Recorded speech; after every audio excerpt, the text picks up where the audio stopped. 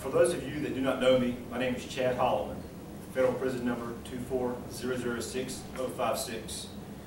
To those of you that I have not seen in more than 12 years, I miss you and cherish the past we had.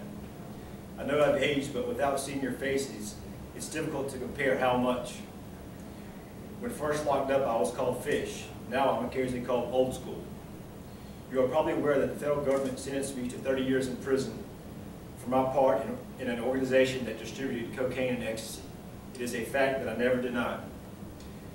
The past 12 years have been a roller coaster of a ride that would best describe as a spiritual conquest.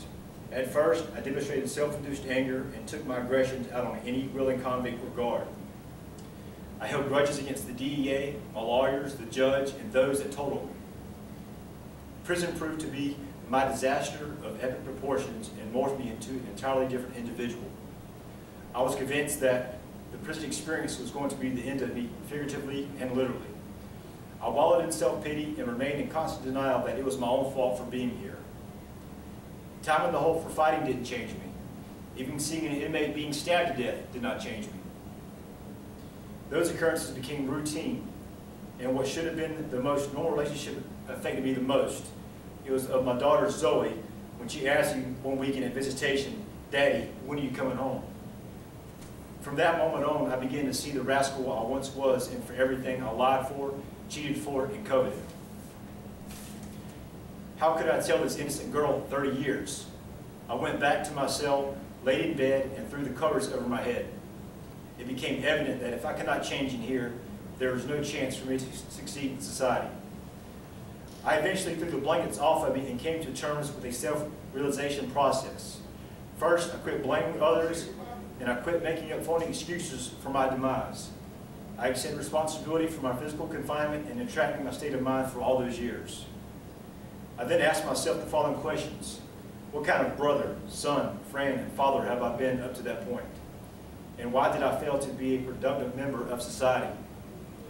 I finally looked at the mirror and circled back to the same question and asked, what kind of brother, son, friend, and father do I want to be? And what's stopping me from being a productive member of society, even behind bars? Friends and family alike used to always ask me, Chad, why did the judge give you 30 years? You didn't hurt anybody. It proved to be a complex question that should have had a simple answer. I asked myself, how did I complicate my life? Sure, my indictment said I sold drugs and laundered money, but there was much more to it than that. I looked at the pre-sentence report that the federal government provided for me, and there in black and white was the lifestyle I once created for myself. I lived life with reckless abandonment. My old rascal way of thinking is the reason why I'm here. Have you ever seen the movie Talladega Nights? In one scene with Will Ferrell, he would say, with all due respect, and then he would say whatever came to his mind, no matter how inappropriate it was. The other character retorted by saying, just because you said with all due respect doesn't mean you can say whatever you want. Will Ferrell was adamant and said, if I say with all due respect, I can say whatever I please. That was my way of thinking. I summed up that since I was a nonviolent person, that I could do whatever I pleased.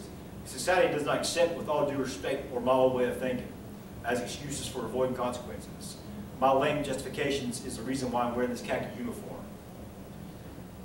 I've now grown content and understand why the judge gave me 30 years. I didn't care when I was out there, so why should he? The old me not only deserved to be in prison, he needed to be in prison. It did prove to be the death of me, but in a good way. The new way of thinking has exhilarated a burning desire inside of me and to one day redeem myself to friends, family, and my community. On my spiritual conquest, I began to write. I wrote short stories at first, but eventually I wrote a book about my case and how I ended up being here. It's titled Cries for Carteret. I then wrote more and more and finished 5 books. Writing has proved therapeutic to me and it's a craft I hope I'm improving at. It's funny, growing up I couldn't sing, dance, or never really excelled in any particular sport. The irony is that the prison experience has led me to do something that I love doing hours at a time. I've used writing as a tool to transform my old way of thinking. Another part of my spiritual journey has led me to a social Another part of my spiritual journey has led me to see social problems on the outside. See, I've begun to notice how many youths are on the outside with an absentee father. I went from complaining about it to wanting to take action. One of my main goals when released from prison is setting up a camp or program in Wilmington, North Carolina for youth with no father or male role models. It's the root of many problems outside, and I owe my community at least this. Although my projected release date is not until May 30th, 2030, I have been formulating a plan for once I am free. I guess you can say that I'm now involved in another conspiracy, though not the illegal kind. It's a conspiracy to better myself and to help those around me. Tell those that knew me that they might not recognize me anymore, and tell them the only substance I'm now peddling these days are integrity. My daughter Zoe is now 12.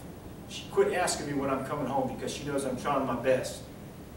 When we speak on the phone, I always ask her to repeat the 3 things that I've ingrained in her since day one. She replies without hesitating, think smart, mind my manners, and be responsible.